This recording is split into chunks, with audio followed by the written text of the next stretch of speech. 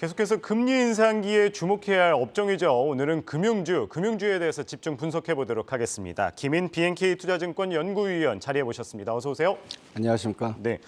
이 연말까지 금리 인상기죠. 어쨌든 유지 전망되고 있습니다. 도대체 금융주 매력 부각 언제쯤 좀 기대를 하면 좋을까요? 우선 올해 5월 달까지는 금융주가 좋았어요, 은행주가. 왜 그러냐면 완만한 금리 상승이 예상되면서 은행의 마진이 상승하고 이익이 큰 폭으로 증가할 것이라는 부분이었는데 그 6월 이후로 저희 시장 예상과 달리 금리 인상 폭이라든가 속도가 굉장히 가팔라지면서 지금 금융시장 전반적으로 리스크가 굉장히 부각되고 있거든요. 맞습니다. 최근에 이제 시장에서 많이 얘기됐던 이제 PF 관련된 부분도 그렇고 또 이제 향후 이런 식으로 고금리가 진행되면 중소기업이라든가 자영업자에 대한 그 리스크도 또 확대될 거라고 이제 보고 있는 부분이거든요. 그런데 실제로 3분기까지 은행들의 건전성을 보면 역사적으로 굉장히 양호해요. 양호한 상황인데 문제는 그 역사적으로 양호한 이 건전성에도 불구하고 시장에서는 앞으로도 계속 뭐가 문제가 있을까 이런 식이거든요. 맞습니다. 그런데 이제 가만히 생각해 보면 실제로 은행의 고객들은 고신용자들입니다. 그 은행의 고신용자들이 영향을 받아서 은행의 이익에 뭔가 훼손이 있다면 이거는 은행의 문제가 아니라 주식시장 전반적인 문제거든요. 그래서 이제 항상 이런 식의 이제 우려들은 나왔는데 실제로 그게 그 은행의 이익의 훼손으로 나타난 부분들은 크지 않았다는 부분을 이제 보고요. 그렇다면 지금은 연말 또 내년도에도 마찬가지겠지만 은행주 배당에 좀 집중해서 바라보는 게 맞지 않냐. 지금 현재 배당 수익률은 전체적으로 8%가 넘어가는 상황이거든요. 그래서 이제 금리 상승에 대한 어떤 부정적인 시각도 있지만 긍정적인 시각도 있고 지금은 이제 배당을 바라보면서 은행주를 보자라고 얘기를 드리고 있습니다. 네, 역시 지금 같은 상황에서는 말씀하신 것처럼 8%대 배당을 받을 수 있는 은행주 주목할 필요가 있을 것 같은데요. 은행주 3분기 실적은 나쁘지 않았습니다. 4분기나 내년은 좀 어떻게 보십니까? 그 4분기에도 이제 핵심은 결국 대손 충당금 전입입니다. 그러니까 정부가 내년도 경기가 안 좋으니까 미래 경기 전망을 하향 조정하고 이에 따라서 충당금을 좀 보수적으로 쌓아라. 근데 이 부분이 얼마인지는 사실은 이제 아직까지는 잘 모르겠고요. 근데 작년 4분기 때에 약 이 경기 전망이 안 좋을 것이라고 봐서 은행들이 7,500억 정도 충당금을 추가로 쌓았거든요. 그리고 코로나가 발생한 이후에 약 4.3조 원의 추가 충당금을 쌓았어요.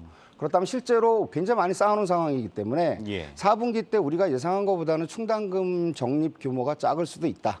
그리고 만약에 충당금 적립 규모가 크다고 하더라도 지금 이자이익이 워낙 큰 폭으로 늘어났기 때문에 충분히 이자이익으로 상세가 가능할 것으로 보고 있어요. 그래서 4분기 실적은 YOY로 작년 동기 대비해서 약 26% 증가할 것으로 보고 있고요. 그 내년도에도 결국은 이 금리 인상에 대한 이 기조가 상반기까지는 영향을 줄 것 같거든요. 그렇죠.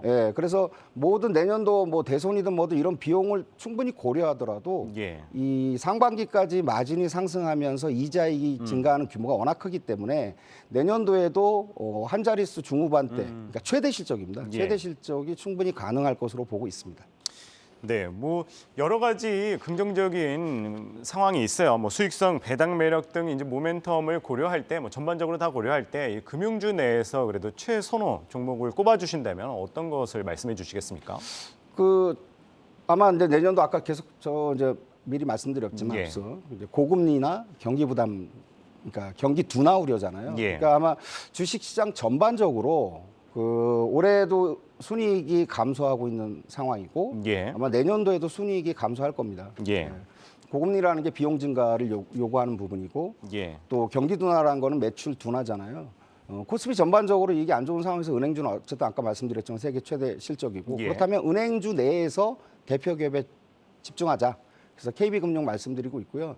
지금 PBR은 0.4배에 불과하고 또 올해부터 그러니까 반기 배당이죠. 반기 배당 또 자사주 매입하고 소각하고 이런 주주 친화 정책을 하고 있거든요. 내년도에도 마찬가지일 겁니다. 그래서 은행주 대표 종목인 KB금융이 제일 좋을 거다라고 말씀드리겠습니다. 은행주에 대해서 알아봤고 이번에는 좀 보험주에 대해서 한번 여쭤보도록 할게요. 사실 이 보험주 같은 경우에는 콜옵션 사태라든지 이제 자동차 보험료 관련 이슈 때문에 좀 좋지 않았던 것이 사실입니다. 이 악재 영향을 언제까지 받을 것이라고 보시나요? 이게 사실 지금 올해 3분기까지 누적으로 이익을 보면 삼성화재가 작년 뭐 전년 동기 예. 3분기까지 좀 비슷한 실적이었지만 그 DB손보 같은 경우가 한 26%, 예. 그리고 현대해상이 한 23%, 메리츠화재는 한 55% 이익이 증가한 상황이에요. 예. 증가한 상황인데 업황을 보면 사실은 자동차 보험 손해율이 당연히 떨어질 거라고 봤습니다. 왜 그러냐면 보험료 인상 효과가 올해 소멸되니까. 예, 그리고 또 거리두기가 해제되면 아무래도 그 뭐 접촉 사고라든가 이런 부분 좀 안 예. 있지 않겠냐 이렇게 했는데 지금 상반기까지 이 자동차 보험이 굉장히 양호하게 그 손해율이 양호하게 지금 실현됐고요. 뭐 그런 과정에서 장기 보험 쪽, 장기 위험 손해율 같은 경우도 굉장히 크게 개선됐습니다. 이게 우리 이제 4월 달에 보면 뭐 백내장 뭐 언론에서 많이 맞습니다. 얘기했잖아요. 그러니까 그런 규제란 부분들이 또 우호적으로 작용해서 예. 장기 쪽도 굉장히 좋았거든요. 예. 뭐 이런 부분을 봤을 때 실적은 좋은데 사실은. 근데 이제 아까 말씀드렸지만 워낙 이 좋다 보니까 손해율 좋다 보니까 예. 반대로 그러면은 이제 자동차 보험료 좀 인하해도 되겠네 이런 예. 부분이잖아요. 4월에 한번 했고요. 그리고 아마도 올해 말이나 내년도에도 이제 자동차 예. 보험 손해율 그 보험료가 인하될 것 같습니다. 그렇지만 이 인하라는 부분들은 역으로 얘기하면 워낙 양호하기 때문에 인하를 하는 거거든요. 근데 그런 걸 감안하면 실제로 영향 크지 않을 것으로 보고 있고요.